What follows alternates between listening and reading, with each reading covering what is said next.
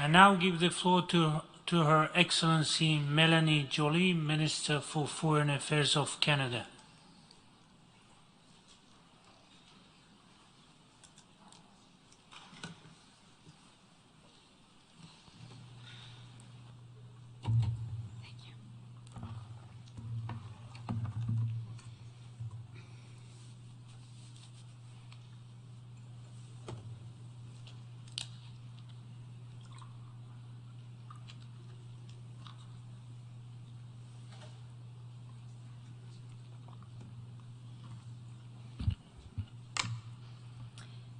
Mr. President, distinguished colleagues, I'm speaking to you for the first time as Canada's Foreign Minister as we gather in this assembly on the traditional territory of the Nlapé people.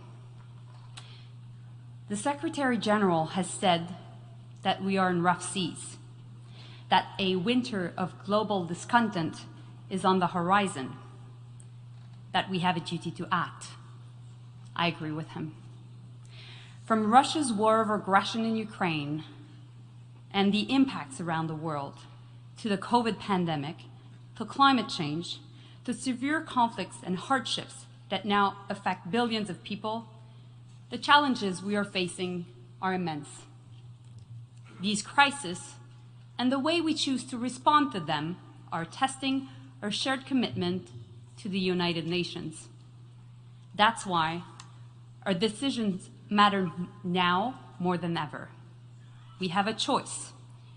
Either we respect and defend the rules that we collectively have developed for generations and that have given us the longest period of peace in modern history, or we accept that rules can be broken by the powerful, bringing us back to darker times of constant tensions and conflicts, with massive displacements, suffering, and losses of human lives.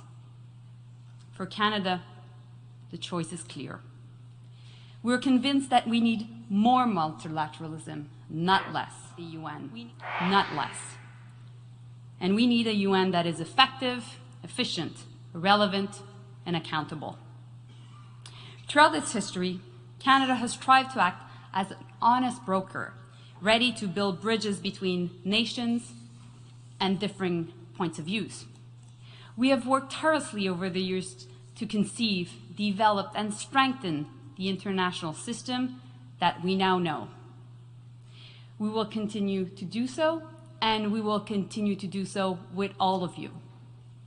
Last week, the Canadian delegation, led by Prime Minister Trudeau, met with leaders and civil society members from around the world.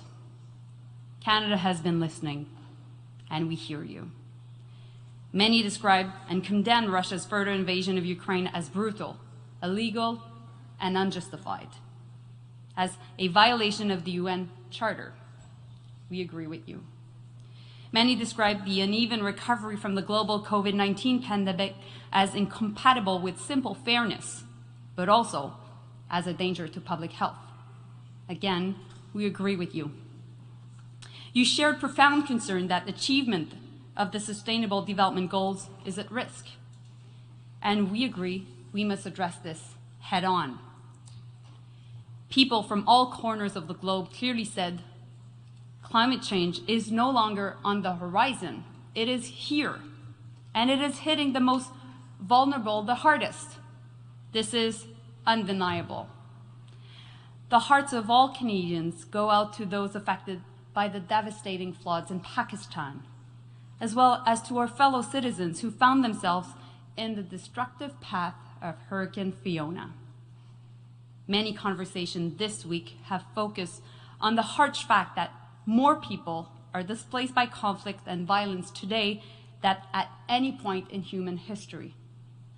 I heard unmistakable appeals for accountability, including for the victims of Plight PS 752. Women and girls described their needs to have control over their own futures, over their own body, which is their right. Brave individuals shared deeply personal testimonies of their painful experiences of sexual violence and conflict.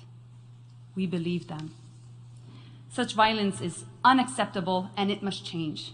We must empower survivors in leading the path to their recovery and support them in the pursuit of meaningful justice. Freedom of speech, disinformation and misinformation, the protection of minorities, the rule of law, respect for science, facts, and evidence. Powerful statements were made on these issues this week. They speak to an erosion of civic space and democratic dialogue. Canada hears you. We do not come to these discussions with easy fixes.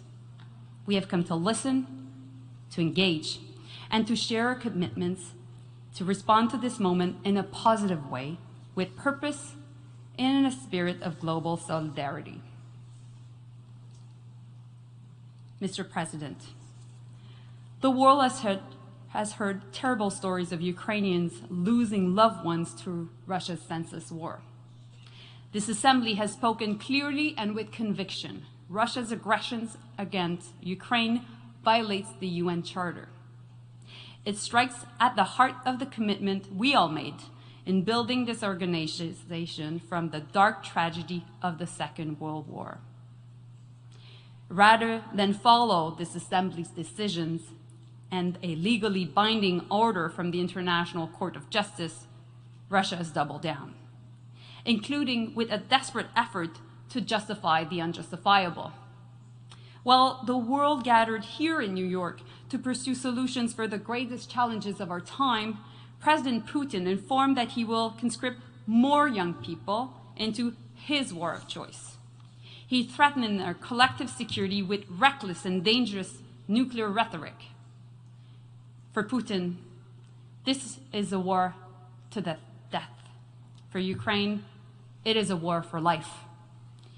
Russia's war machine has caused enormous civilian suffering and destruction in Ukraine. The mass graves discovered in Izium are the latest demonstration of Putin's disregard for human life. The impacts of this illegal war are profoundly felt around the world. We must address the global food security crisis and other consequences of the illegal invasion with imagination and determination. And those who break the law must be met with the force of the law. A permanent seat on the Security Council is not a license to kill, nor to silence anyone, and it should never guarantee impunity. Monsieur le Président.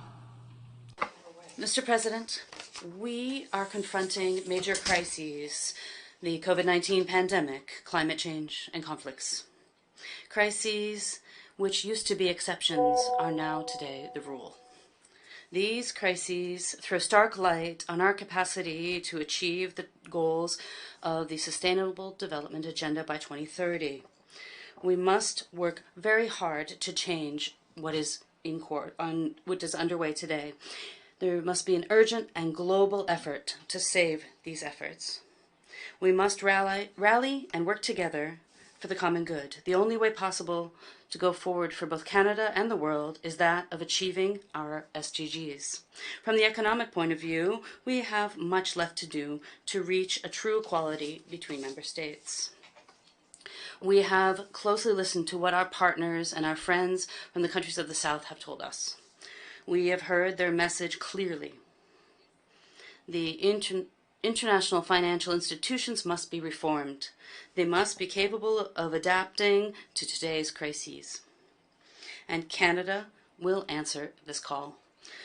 No country must be left behind. We are working in lockstep with our partners for just and equitable reform of the international financial system.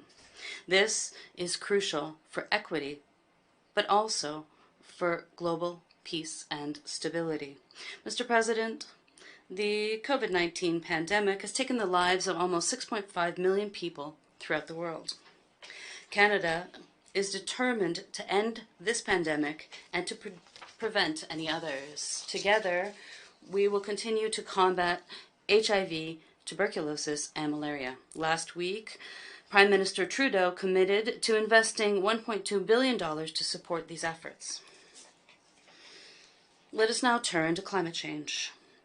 We must act with the same sense of urgency as was seen during the COVID-19 pandemic.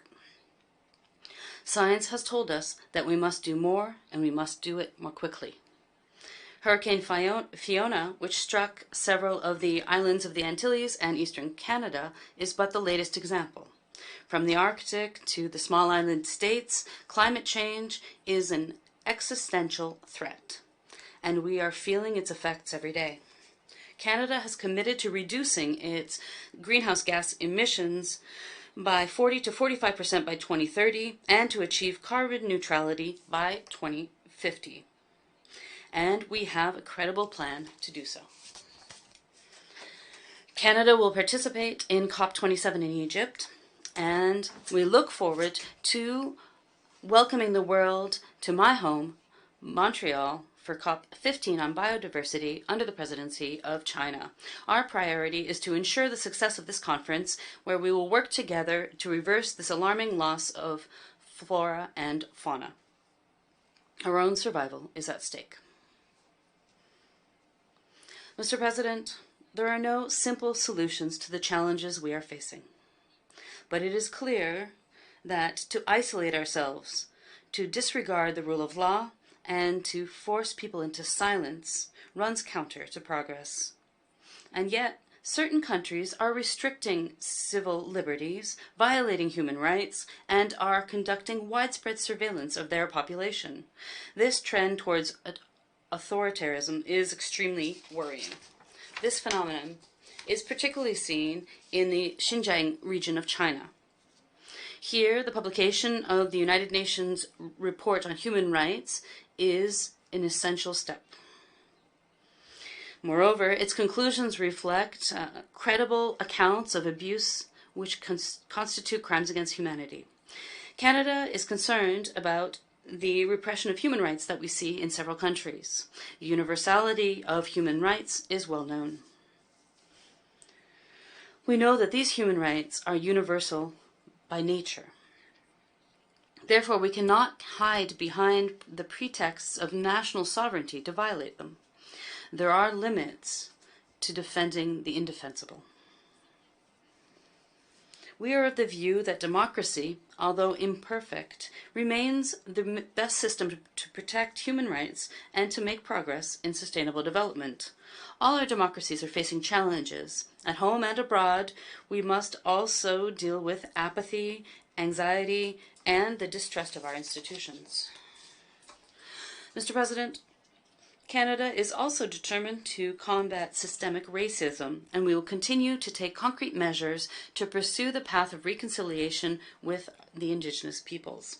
In 2017, Prime Minister Trudeau delivered a statement here and spoke of our own heritage of colonialism in Canada. We are working unceasingly to rectify this dark chapter in our history, and we know that the full participation of Indigenous peoples is fundamental to the development of a more just world. Mr. President, equality of women and girls and all their diversity is crucial for peace, justice, and prosperity. As is the case in several countries, Canada is proud to have a feminist foreign policy. Together, we are building a global coalition to support equality. It is in this way that we will repel these increasing attacks on the rights and freedoms of women. In Afghanistan, Taliban is preventing women and girls from going to school. In Myanmar, the courageous women who are openly calling for a return to democracy are imprisoned by the military junta, tortured, and subjected to horrific acts of sexual violence. In Iran, women protesting the death of Mahsa Amini are met with arrests and bullets.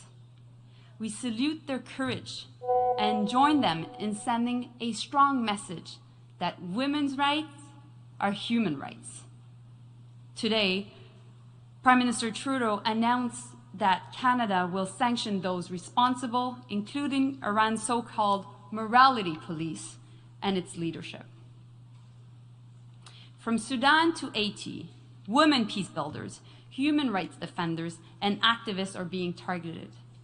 We must continue to speak up for the rights of women and girls and to support, protect, recognize, and include women peace builders. We must also relentlessly pursue accountability for sexual violence. We will continue to push for justice for Rohingya women, and we will not rest until those responsible for sexual violence committed in Ukraine are held to account. The UN Charter enshrines faith in fundamental human rights, in the dignity and worth of human person, in the equal rights of men and women. And yet, we are seeing rising violence, the widening crackdown on rights and freedoms, the exclusion of women and girls from the negotiating table, the boardroom, the classroom. Sexual and reproductive health rights for women and girls are being rolled back or denied in too many countries. None of this is by accident. These are all deliberate choices. To all women in this room and women around the world, we hear you. And Canada will always stand up for your right to choose. We will fight for your full, equal, and meaningful participation in all walks of life. We will speak up for your rights and dignity. No government, no politician, no judge, no one can take that away from you.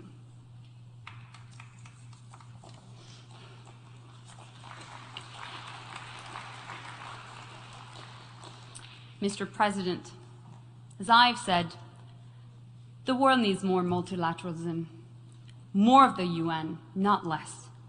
To do so, we must restore trust among us. The crises we're facing have shown both the strengths and weaknesses of the structures we built nearly 80 years ago. We have been able to respond to this more serious hardship with compassion and effectiveness. But we can do better. Political paralysis and the abuse of the veto are undermining the Security Council. We encourage efforts to reduce the power of the veto, to expand membership, and to ensure the voices of all are heard and responded to across the whole UN system. UN peace operations also demand our efforts. Today, peacekeeping faces immense challenges. Canada has long contributed to UN efforts to reduce conflict, and we will continue to do so. Engagement with the United Nations is a core commitment of Canadians. We were there at the UN's creation, and today we are more engaged than ever. We will always engage with candor and directness, because we do not equate diplomacy with deception or global politics with global platitudes. The UN Charter begins with the words, "We, the peoples of the world." We must remember that the fate of billions of people alive today and those yet to be born is at stake in all the work we do. We owe them our best effort of heart, mind, and soul. We can meet the test that time and circumstance have placed before us, with hope, with courage, and with a commitment to act for citizens today and for future generations.